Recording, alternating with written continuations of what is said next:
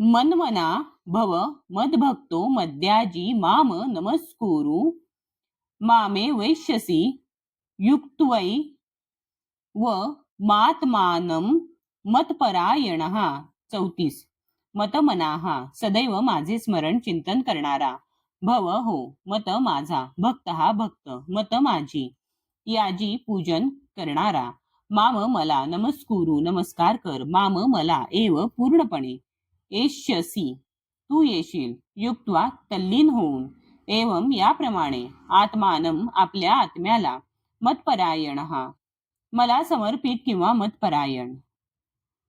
आपले मन सदैव माझे चिंतन करण्यामध्ये युक्त कर, माझा भक्त हो, मला नमस्कार कर आणि माझे पूजन कर. माझ्यामध्ये पूर्णपणे रममाण झाल्याने तू निश्चितच मला प्राप्त होशील. तात्पर्य: या श्लोकात स्पष्टपणे सांगण्यात आले आहे की या प्रदूषित भौतिक जगताच्या बंधनातून मुक्त होण्याचे एकमेव साधन म्हणजे कृष्ण भावना होय. या ठिकाणी स्पष्टपणे सांगितले आहे की सर्व भक्तिपूर्ण सेवा भगवान श्रीकृष्णांना अर्पण केली पाहिजे. परंतु कधी कधी तत्वहीन भाष्यकार या विधानाचा विपरीत अर्थ काढतात. दुर्दैवाने असे तत्वहीन दुष्ट भाष्यकार जी गोष्ट मुळीच संभाव्य नाही अशा गोष्टीकडे वाचकांचे मन वळवितात. असे भाष्यकार जाणत नाहीत की श्रीकृष्ण आणि श्रीकृष्णांचे मन यामध्ये मुळीच भेद नाही. श्रीकृष्ण हे साधारण मनुष्य नसून ते परम सत्य आहेत. त्यांचा देह, त्यांचे मन आणि स्वयं भगवान श्रीकृष्ण हे एकच आणि परिपूर्ण आहेत. भक्ती सिद्धांत सरस्वती गोस्वामींनी चैतन्य चरितामृतावरील 5वा अध्याय आदी लीला 41 ते 48 आपल्या अनुभाष्य या भाष्यामध्ये उल्लेख केल्याप्रमाणे कूर्म पुराणात म्हटले आहे की देहदेही विभेदोयम नेश्वरे विद्यते क्वचित. अर्थात पुरुषोत्तम भगवान श्रीकृष्ण आणि त्यांचा देह यामध्ये मुळीच भेद नाही. परंतु भाष्यकारांना हे कृष्ण विज्ञान ज्ञात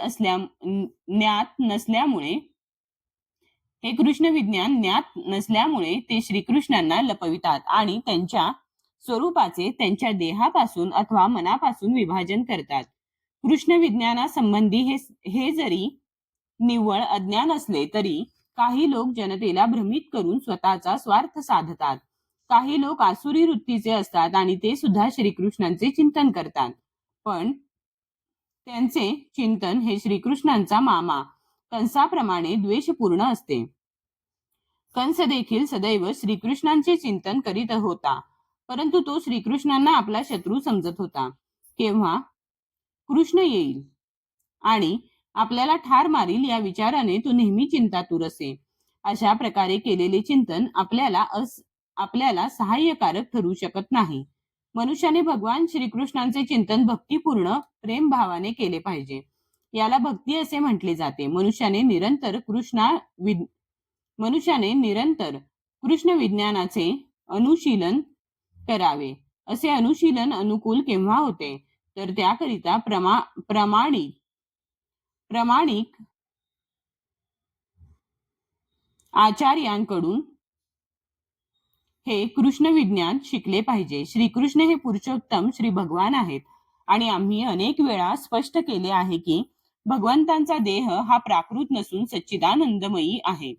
अशा प्रकारे श्रीकृष्णाचे चिंतन केल्याने मनुष्य भक्त होऊ शकतो. अन्यथा अयोग्य व्यक्तींपासून श्रीकृष्णांना जाणणे व्यर्थच ठरते. म्हणून मनुष्याने शाश्वत आदिपुरुष श्रीकृष्णांच्या स्वरूपामध्ये मनाला निमग्न ठेवून श्रीकृष्णांच्या आराधनेमध्ये स्वतःला संलग्न करावे. श्रीकृष्णांच्या पूजनासाठी भारतामध्ये हजारो मंदिरे आहेत आणि त्या ठिकाणी श्रीकृष्णांची भक्तिपूर्ण सेवा केली जाते. अशी भक्तिपूर्ण सेवा करताना मनुष्याने श्रीकृष्णांना वंदन केले पाहिजे. मूर्तीसमोर नतमस्तक होऊन आपले तन मन आपली कर्मे सर्व काही युक्त केले पाहिजे. यामुळे तो दृढपणे श्रीकृष्णांमध्ये रममान होऊ शकेल आणि त्याला कृष्ण लोकाची प्राप्ती होणे सुलभ होईल. तत्वहीन भाष्यकारांमुळे मनुष्याने भ्रमित होऊ नये. श्रीकृष्णांच्या श्रवण कीर्तनादी नवविधा भक्तीमध्ये मनुष्याने निमग्न झाले पाहिजे. शुद्ध भक्ती ही मानव समाजाची परम उपलब्धी आहे. ज्ञानयोग आणि सकाम कर्मे. ज्ञानयोग आणि सकाम कर्म यापासून मुक्त अशा शुद्ध भगवत भक्तीचे निरूपण भगवद्गीतेच्या 7व्या आणि 8व्या अध्यायामध्ये करण्यात आले आहे. जे लोक पूर्णपणे शुद्ध झालेले नाहीत ते निर्विशेष ब्रह्मज्योती आणि अंतर्यामी परमात्मा रूपाकडे आकृष्ट होतात. परंतु शुद्ध भक्ती हा प्रत्यक्ष भगवंतांची सेवा करतो. श्रीकृष्णांवर एक सुंदर काव्य रचना करण्यात आली आहे. या कवितेमध्ये म्हटले आहे की देवतांचे उपासक हे निर्बुद्ध असतात आणि त्यांना कृष्ण प्राप्ती कधीही होत नाही. प्रारंभावस्थेमध्ये एखाद्या भक्ताचे कधी कधी मार्गावरून पतन होऊ शकते, परंतु तरीही त्याला इतर सर्व तत्वज्ञानी किंवा योग्यापेक्षा श्रेष्ठ समजले पाहिजे. जो सदैव कृष्ण भावनेमध्ये युक्त असतो त्याला परिपूर्ण साधू मानले पाहिजे. त्याने प्रसंगावश केलेली भक्तिविहीन कर्मे नष्ट होतील आणि लवकरच तो निसंदेह परमसिद्धी प्राप्त करेल. वास्तविक शुद्ध भक्ताचे पतन होण्याची कधीच शक्यता नसते, कारण भगवंत स्वतः शुद्ध भक्ताची काळजी घेतात. म्हणून बुद्धिमान मनुष्याने प्रत्यक्ष कृष्ण भावनेचा स्वीकार करावा आणि या भौतिक जगतामध्ये सुखाने जीवन व्यतीत करावे. अखेरीस त्याला कृष्णरूपी सर्वात महान वस्तू प्राप्त होईल. या प्रकारे भगवद्गीतेच्या राजविद्या राजगुह्य योग या 9व्या अध्यायावरील भक्तिवेदांत भाष्य संपन्न.